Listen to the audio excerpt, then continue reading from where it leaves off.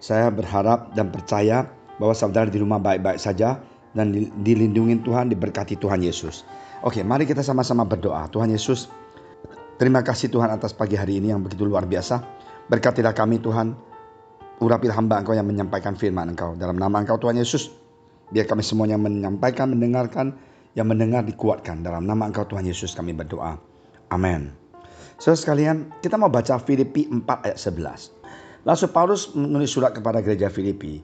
Kukatakan ini bukanlah karena kekurangan, sebab aku telah belajar mencukupkan diri dalam segala keadaan. Ya, di dalam segala keadaan. Aku tahu apa itu kekurangan dan aku tahu apa itu kelimpahan. Dalam segala hal dan dalam segala perkara, tidak ada sesuatu yang merupakan rahasia bagiku. Baik dalam hal kenyang maupun dalam hal kelaparan, baik dalam hal kelimpahan maupun dalam hal kekurangan. Segala perkara dapat kutanggung di dalam Dia yang memberi kekuatan kepadaku. Ini ayat begitu luar biasa. Rasul Paulus tulis bahwa bagaimana pengalaman hidup dia. Aku suka sekali di ayat 11 ini yang mengatakan, sebab aku telah belajar mencukupkan diri dalam segala keadaan. Ya, hari ini kita mau bahas ayat ini, yaitu aku telah belajar mencukupkan. Ya, aku lagi jatuh cinta sama buku Nick Fujijik ya. Aku nggak bisa baca dia punya nama, tapi yang itu nih yang lahir ya tanpa lengan dan tungkai. Istilahnya dia nggak ada kaki dan nggak ada tangan gitu loh ya. Dan bukunya itu dijual jutaan orang baca dan dia luar biasa sekali. Nah, aku kaget ya, karena di sini orang yang cacat ini Nick, ya, dia membuka satu encouragement center, namanya Attitude is Altitude. Sikap adalah kualitas. Aku kaget sekali baca bukunya ini, dan dia tulis karena tanpa sikap positif, aku tidak akan pernah bisa mengalahkan keterbatasanku dan mengapain begitu banyak orang. Kemungkinan kita akan bingung ya. Orang yang cacat ini mempunyai kelinduan melayani jutaan orang di dunia ini. Jadi kalau dia mengatakan kalau sikap kita itu negatif, kita akan menuju negatif, akan binasa. Nah, Rasul Paulus, ya, nothing is new, ya, under the sun and heaven. Jadi dengan kata lain, di langit, di bawah dunia ini, di bawah surga dan di dalam dunia ini tidak ada hal yang baru. Dan saya lihat Rasul Paulus juga sama seperti ini. Dan dia melayani Tuhan itu, dia mempunyai perkara yang banyak sekali dan dia hampir dibunuh, berapa kali dia mau disiksa, tapi dia belajar sesuatu, yaitu sikap. Sikap yang positif. Sikap yang di dalam pikiran dia itu, dia tahu siapa yang dia layani. Saudara sekalian, orang yang sukses di dunia ini, tulis tentang motivator ataupun whatsoever, you name it. Banyak sekali mereka itu ambil konsep dari Alkitab. Kadang-kala mereka tidak tahu. Ya kan? Nah, inilah yang dikatakan Alkitab adalah suatu firman yang hidup, yang bisa mendorong kita menghadapi setiap masalah dalam kehidupan kita. Seperti Rasul Paulus mengatakan, aku bukan bilangin aku cukup ataupun segalanya.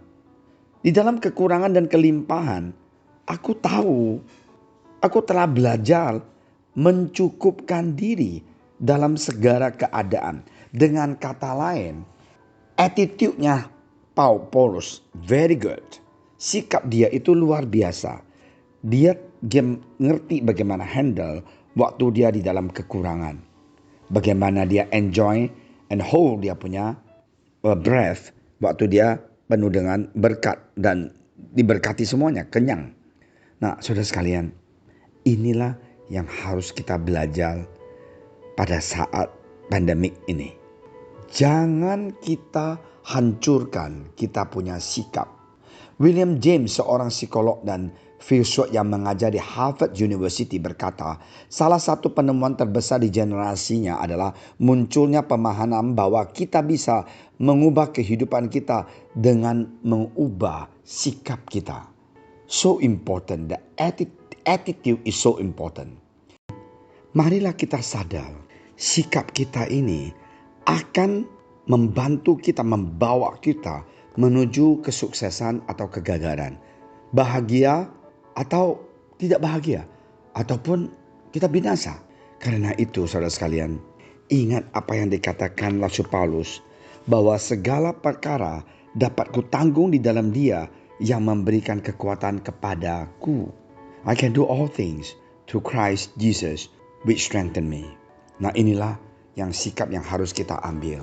Kamu bilang, Pastor Amin, kamu pasti tidak ada masalah. Kalau saya bilang saya tidak ada masalah, saya pembohong. Pasti ada. Tapi apa yang kita lakukan? Ambillah sikap yang positif. Sikap yang seperti Rasul Paulus mengatakan, aku hampir mau dibunuh. Aku tetap percaya bahwa Tuhan aku akan membantu aku. Karena itu, saudara sekalian, marilah pemikiran dan tindakan kita dilandasi sikap itu. Oleh karena itu, jika apa yang sedang kau kerjakan belum berhasil, kau memiliki daya untuk mengatur sikapmu dan mengubah hidupmu.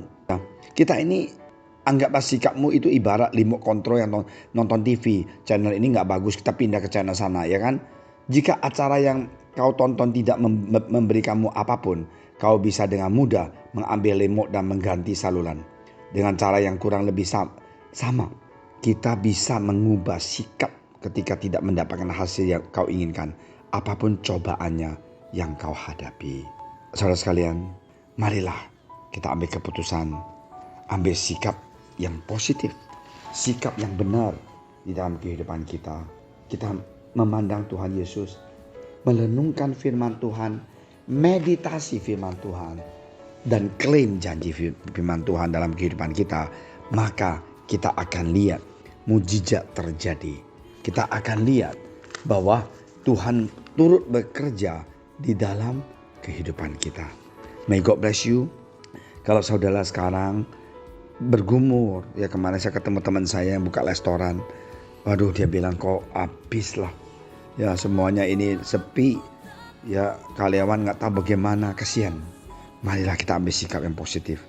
Doa, Tuhan, bagaimana restoran saya sepi banget dan Tuhan tolong supaya Engkau buka jalan.